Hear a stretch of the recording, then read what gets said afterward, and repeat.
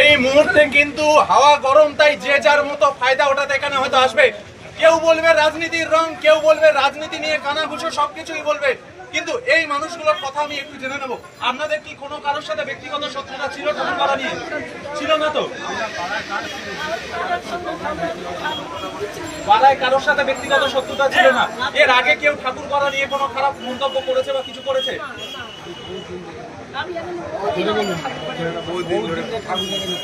কত বছর ঠাকুর করছেন এখানে?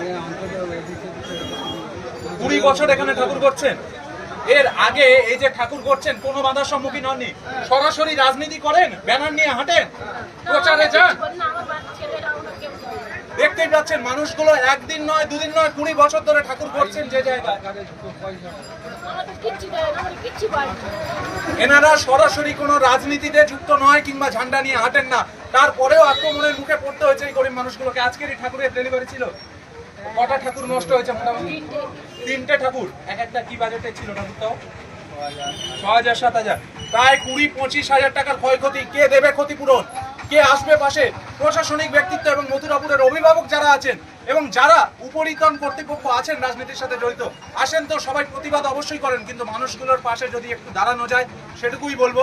কারণ আজকের ওনারা কিভাবে ঠাকুর ডেলিভারি দেবেন জানি না, কিভাবে এই মূর্তিগুলোকে আবার জোড়াদাপ পিলিয়ে মণ্ডপে পাঠাবেন জানি না, কিন্তু ওনাদের পাশে দাঁড়ান এবং ওনাদের ঠাকুর তৈরি যাতে সুন্দরভাবে শান্তি শৃঙ্খলা বজায় রাখতে পারেন। ঠিক আছে।